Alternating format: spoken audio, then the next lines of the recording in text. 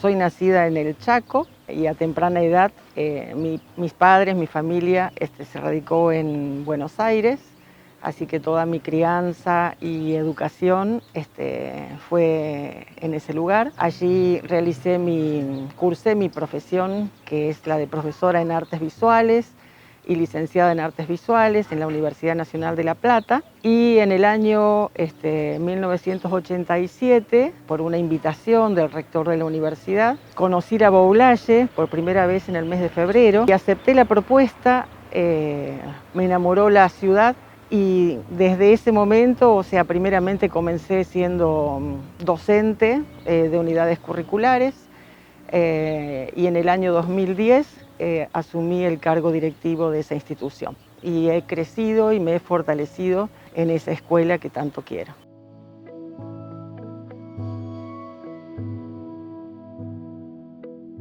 Todavía recuerdo aquel mes de febrero cuando decidí venir a la Boulaye, algo así como de vacaciones, para saber cómo era el lugar, conocer la gente, ver cómo era la escuela.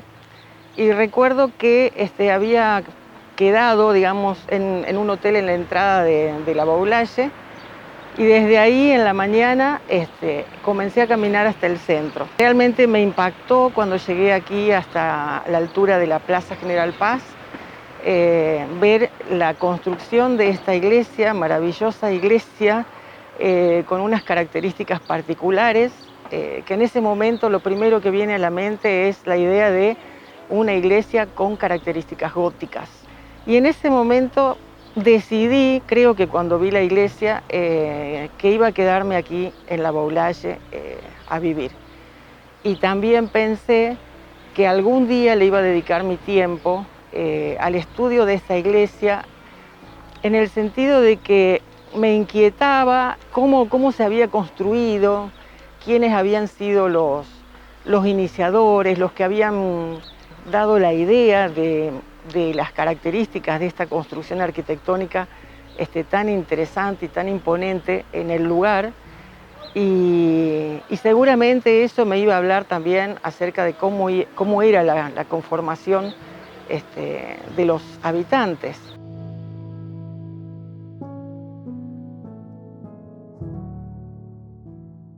Para presentar la iglesia, que yo le puse en mi libro Templo Católico Jesús Redentor, en el sentido de que cualquier construcción arquitectónica religiosa es un templo. Está situado en el centro más importante de la ciudad de la Boulaye, lo que sería el centro cívico. Por lo general, en todos los pueblos está ubicada la municipalidad, el Banco Nación, una escuela, la escuela más antigua que tiene la localidad, que es la escuela Juan Pascual Pringles, el Correo Argentino. Y bueno, y con el tiempo también se anexó otra iglesia, la iglesia evangélica, y muy enmarcada o muy remarcada con la imagen general de la parroquia Jesús Redentor por su espectacularidad y su simbología como ícono religioso.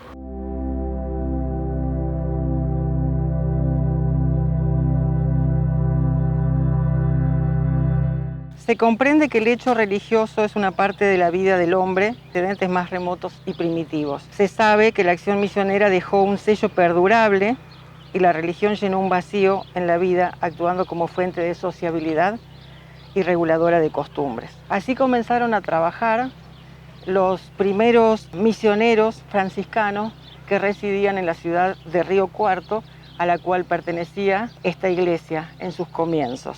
Los primeros misioneros fueron el padre fray Ludovico 40 y el padre prefecto.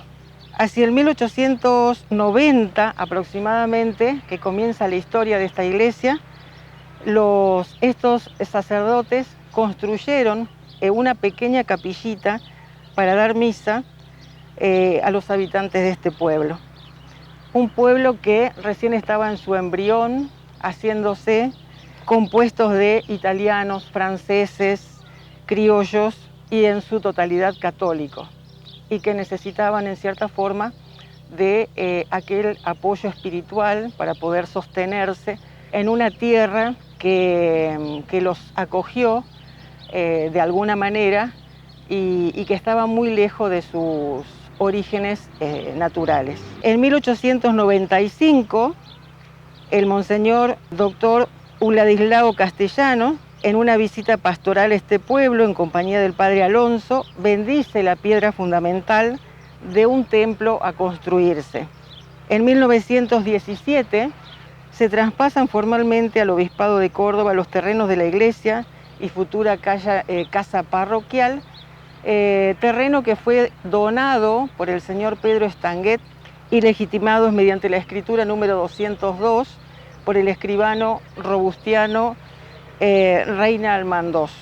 En 1927 aparece Fray Luis Casado, quiere construir, digamos, hacer presente ese anhelo de la construcción del nuevo templo.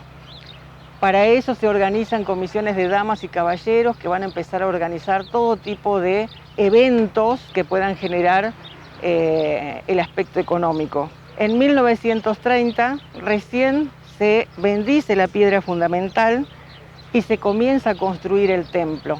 Y se inaugura oficialmente la parroquia Jesús Redentor en el mes de octubre, el 8 de octubre, para que se relacione con la fundación de la Boulaye. Recién hacia 1940 se piensa en construir el altar mayor. Se donan candelabros de hierro por los hermanos Bujedo, se donan los bancos, aparece el altar de la Virgen y la pila bautismal. Hacia 1944 el padre Fray Rogelio Vaqueró da el impulso a la obra y convoca a una asamblea general y organiza otra vez una comisión de damas y caballeros pro templo. Hacia 1948, el obispo de Río Cuarto concede la autorización para comenzar las obras de revoque exterior del templo, que por distintas circunstancias se retomaron recién en 1966. Es el padre Pacífico Salen quien reanuda el trabajo y además corona la cima de la torre con una monumental imagen de Jesús Redentor que tiene aproximadamente 3,20 metros de altura y se coloca una puerta frontal y una lateral que faltaban. En 1969 se firma un convenio con Carlos Inocentes y bajo la dirección técnica de Juan Lázari se comienza a realizar definitivamente el revoque exterior de esta iglesia. Y se concluye todo lo que tiene que ver con el acabado del exterior, con el padre Jaime Martorell, hacia el año 1982, donde se trabaja todo lo que tiene que ver con el atrio, la construcción de las columnas, que para ellos estuvieron encargados Gino Márquez, Tristán Alarcón y Antonia Nota.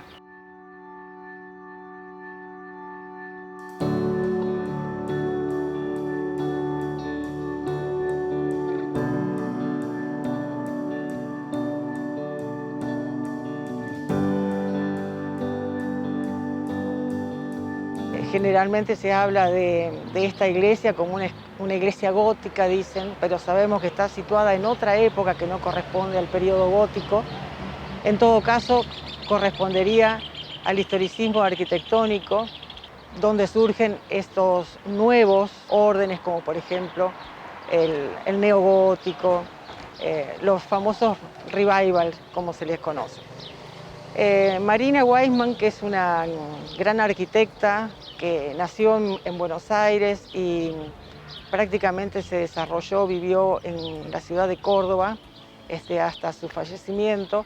Ella habla acerca de la arquitectura de América Latina como una arquitectura transculturada, es decir, que en cada uno de los lugares donde se fueron representando estas manifestaciones arquitectónicas fueron prácticamente interpretadas cada una de acuerdo a las características de cada lugar, desarrolladas de acuerdo a los elementos técnicos con los que podían contar. En este templo católico Jesús Redentor, o la parroquia Jesús Redentor, como todos la llamamos, podemos ver justamente esta mezcla de elementos. Podemos observar, por ejemplo, la entrada o la gran fachada de la iglesia a través de una escalinata.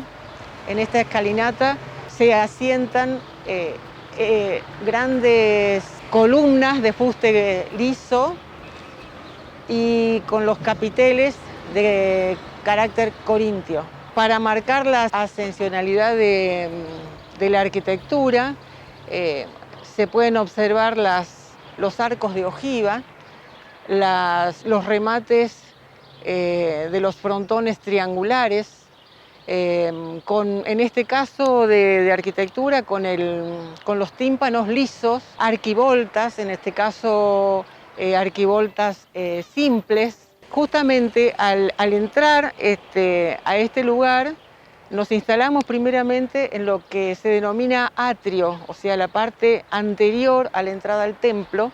Luego vemos 3 portales, el del centro mucho mayor que los 2 laterales. Esto está preludiando de algún modo cómo se va a ver en el interior de esta iglesia. El portal central mucho mayor, mucho más alto que las naves, que los portales de las naves laterales izquierda y derecha. Toda la construcción está construida como en 2 pisos. En la parte superior aparece una especie de canceles con formas, con una decoración circular. Los ventanales que son bastante geométricos. Después continúa la torre que va a rematar en punta hasta el lugar donde se encuentra el Cristo Redentor con los brazos abiertos, mirando hacia el oriente, que justamente es, digamos, dentro de lo que es la simbología cristiana, el lugar desde donde sale el sol, desde donde todo nace. En la parte de abajo, ventanas, propiamente dicho, y en la parte superior a ella aparecen unas como forma de ventanas que en realidad son canceles con 9 losetas de fibrocemento. Ahí supuestamente tendría que estar el campanario de la iglesia. A ambos lados de la construcción aparecen pináculos que son característicos también de ese estilo que todos podemos reconocer como gótico y con un remate de cruz en la punta.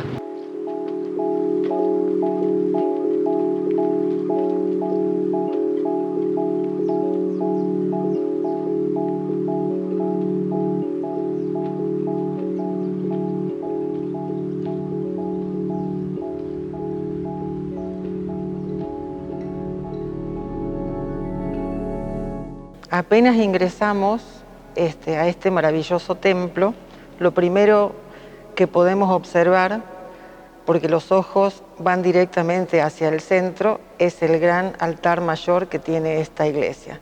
Es el nodo focal de toda la composición arquitectónica del interior. El altar como signo visual me está transmitiendo algo. No es una simple escultura arquitectónica, sino una inmensa obra simbólica a través de la cual se expresa una determinada visión del mundo cristiano. Fue encargada por los hermanos Lalor en homenaje a sus padres, Juan Lalor y Emilia O'Neill de Lalor. Fue colocada en 1938. El altar llegó hasta la Baulaye en 3 partes. O sea, está construido por 3 piezas que fueron colocadas, bueno, por superposición uno arriba de la otra. Estas piezas están construidas totalmente en mármol blanco y en mármol rosa. Como se puede observar, estos materiales no son oriundos de la Baulaye, así que tuvieron que ser trasladados desde Buenos Aires. Esta preciosa obra escultórica fue realizada por una empresa constructora. La primera parte en 1938 se inaugura con una misa y recién en 1940 aproximadamente culmina su su construcción. Como se puede apreciar, tenemos una dominante vertical que justamente es la que podemos observar que da el impulso ascensional de los elementos que aparecen en esa obra. En la parte central, que corresponde a la nave central de la iglesia, aparece ubicado en la parte superior el Cristo Redentor, que está pisando el mundo. En la parte detrás de la figura de Cristo aparecen los rayos que representan la luz y la divinidad, y también aparece bosquejado la cruz, que sería como la idea de la crucifixión de Cristo. Los pies de Cristo aparecen descalzos y además flanqueados por dos ángeles que están arrodillados mirando hacia el cielo, mirando hacia Cristo, que todo ese conjunto le dan, digamos, un aire de divinidad. En la parte inferior, o en el medio de lo que sería el altar, se encuentra la imagen de la Inmaculada Concepción de María, con las características propias del arte español de fines del 1800. Era muy común en España la representación de esta imagen, sobre todo en las obras de Bartolomé Murillo, que ha representado muchísimas Inmaculadas Concepción.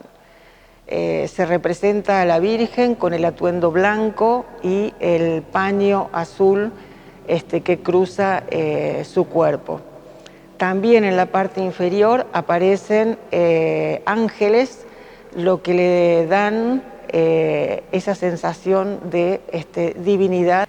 Hacia los costados, en ese mismo registro, aparecen hacia la izquierda y hacia la derecha una hilera de santos que están estrechamente relacionados con la vida de los franciscanos, que justamente fueron ellos, ¿no?, los primeros en realizar las acciones evangelizadoras en estas regiones. Aparece Santa Teresa de Ávila, Santa Lucía y San Francisco de Asís. Del otro lado está San José con el Niño, San Roque y la Virgen del Carmen. Si nos ponemos a observar en cuanto a todo lo que tiene que ver con los colores, ustedes podrán ver que en la figura de Cristo, por ejemplo, aparece la figura con el atuendo blanco y rojo. El blanco por la pureza y la divinidad, y el rojo que significa la realeza, entendido esto como Cristo Rey, Cristo Redentor. En el caso de la Virgen, también con el vestido blanco y el paño azul, que significa también, tanto el azul como el rojo representan la divinidad y la realeza. Si observan en el caso de los santos, son figuras terrenales, se simboliza la santidad a través de la aureola colocada en su cabeza, pero también con el atuendo que los hace terrenos. Se pueden ver, por ejemplo, vestidos en color tierra, verdes, algunos que otros rojizos, pero por lo general a los santos se los visten con esos colores, simbolizando, ¿no?, que son más terrenos. Todo este altar era, digamos, el lugar donde antiguamente se realizaba la misa y hacia donde se dirigía el sacerdote. Anterior al Concilio Vaticano II, los sacerdotes realizaban la misa mirando al altar, de espalda a los fieles. Pero luego de ese concilio se trata de que haya, digamos, una modificación en lo que tiene que ver con la transmisión de las Escrituras a los fieles. Entonces, el sacerdote mira al fiel y por esa razón, delante del gran altar blanco que vemos nosotros atrás, aparece otro altar, que es de donde hoy nosotros podemos ver al sacerdote realizar ese acto. Hacia los dos lados del altar, ustedes van a poder observar una serie de columnas. Hay 3 columnas, tanto en la parte inferior como en la superior. Esos elementos arquitectónicos se llaman triforios. En la parte superior, triforios ciegos, porque, esas columnas dan directamente a una pared lisa. En el friso inferior, que corresponde al que está sobre la mesa del altar, que es la antigua mesa de altar, se puede observar también una alternancia de formas rectangulares y cuadradas.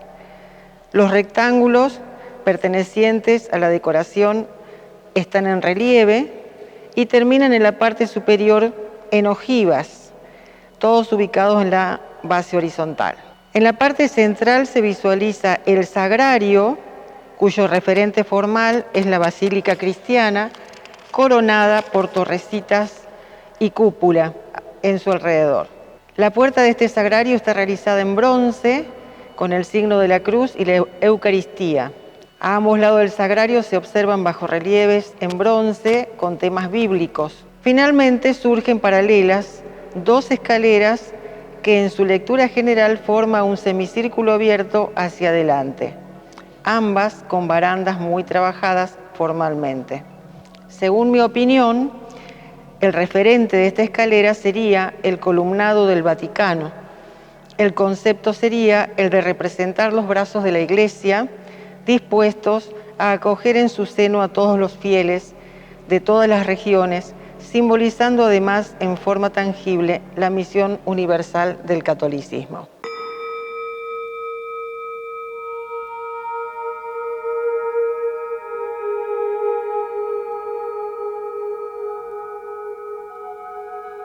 Cuando uno se encuentra sentado en este templo, en el interior, en este interior sagrado, y nos ponemos a observar los 3 altares que tiene la iglesia, el altar mayor en el centro y el altar de la Virgen hacia el lado izquierdo y el altar de San Antonio, podemos sentir como que toda la mirada se va hacia arriba, justamente porque todos los elementos constructivos hacen que ese empuje sea ascensional. La multitud de verticales que sobrepasan sobre la horizontal, por ejemplo en el caso del altar mayor. Los elementos constructivos que son característicos del estilo gótico, como las torrecitas, las columnas, las pilastras, el capitel de estilo corintio, los remates en las puntas de agujas como la cruz. En el caso del altar de la Virgen, también realizado en mármol blanco, con elementos dentro de lo que es la construcción, donde se puede observar el trabajo de trépano, de buril, que hacen que la piedra parezca frágil, que la piedra parezca liviana, casi a veces como si fuese una puntilla en muchos de los casos.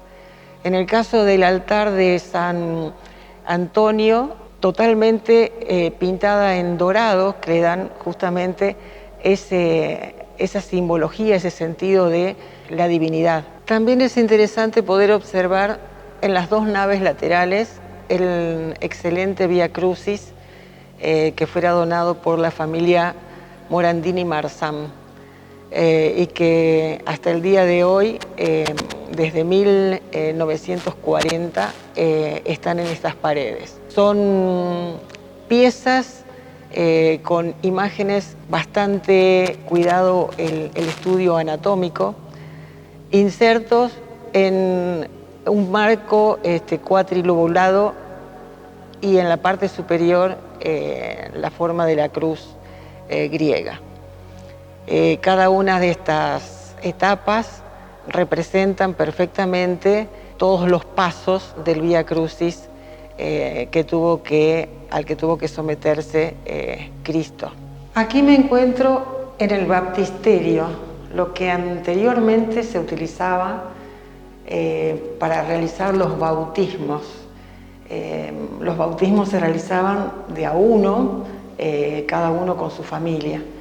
En estos últimos tiempos, la Iglesia decide realizar bautismos múltiples, por lo que se llevó desde este lugar la pila bautismal más cerca del altar. ¿Por qué estamos en este lugar? Porque realmente posee uno de los elementos más interesantes de toda la construcción, que son justamente los vitrales.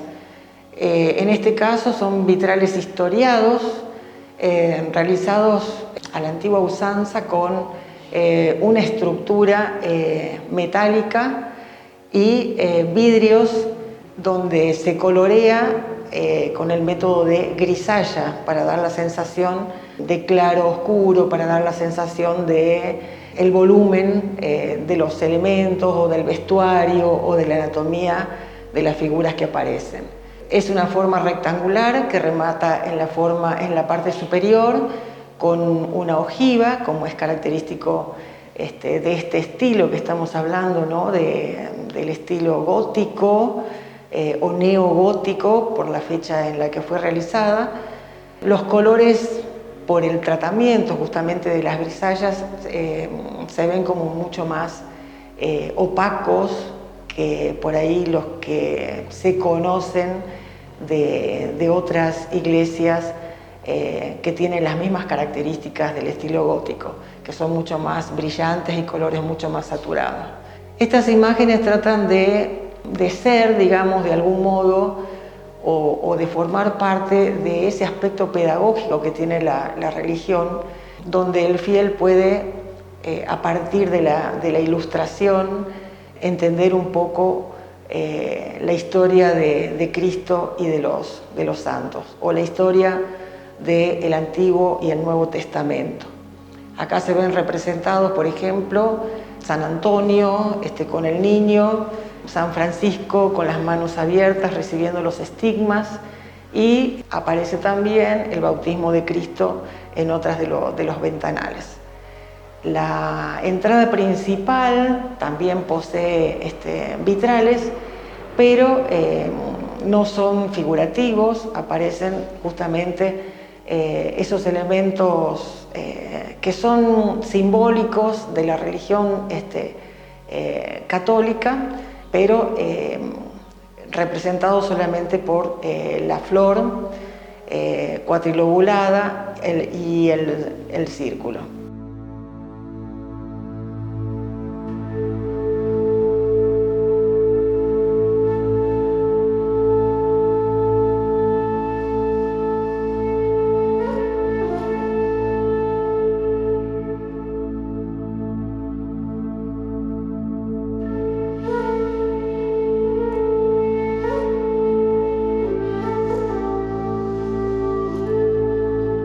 Para la realización de este estudio sobre esta arquitectura tan emblemática de la ciudad de La Baulaye, me documenté con mucha bibliografía de todo tipo, digamos, que fui encontrando en distintos lugares, como por ejemplo mucho material que encontré en el Museo y Archivo Histórico Manuela Moreira. En esa ocasión me ayudó, digamos, a conseguir bibliografías Lorena Holguín.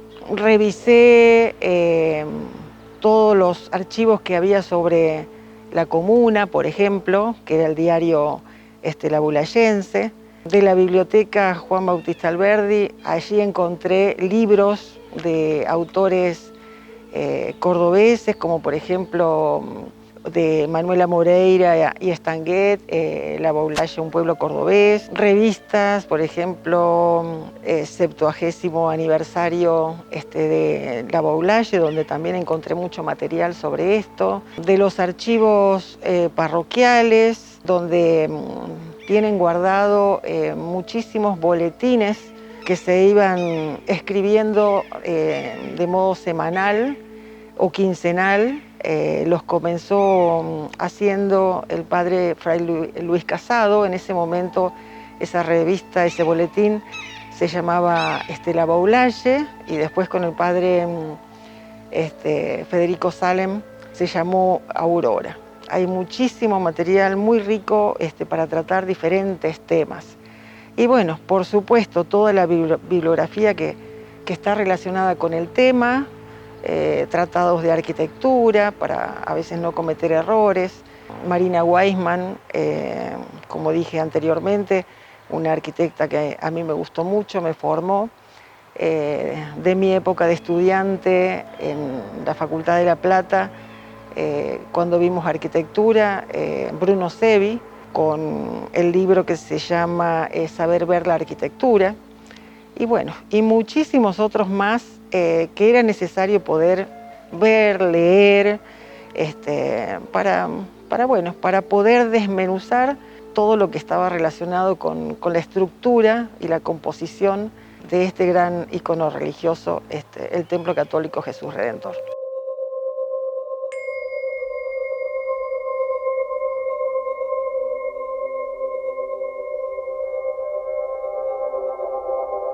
Yo escribí este libro, o lo presenté, en el año 2013, y mucha gente ya se hizo de este material bibliográfico.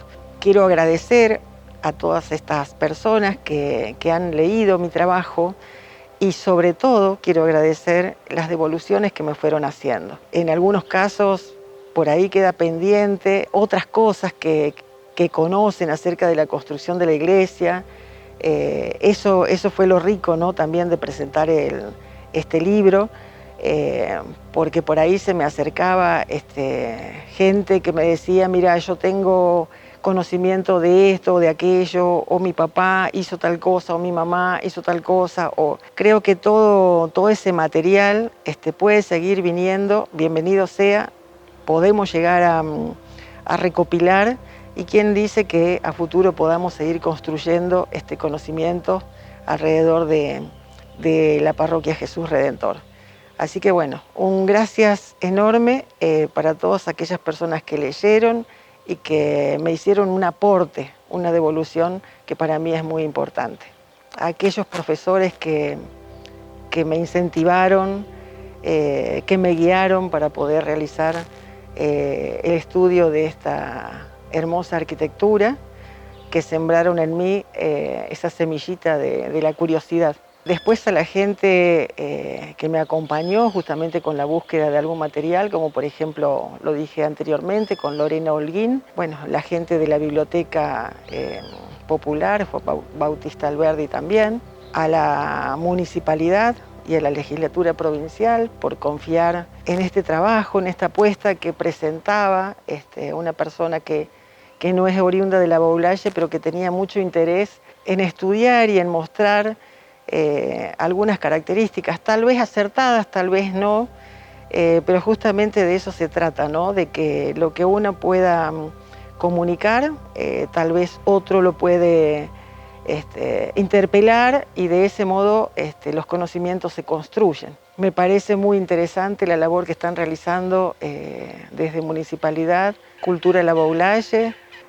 Lo cultural es importante, y es importante que se tengan en cuenta las personas que realizan estas tareas, sobre todo lo que tiene que ver con lo local. La cultura engrandece los pueblos, dicen, ¿no? Y creo que cada uno de nosotros tenemos algo para dar, para mostrar y para enseñar a los demás.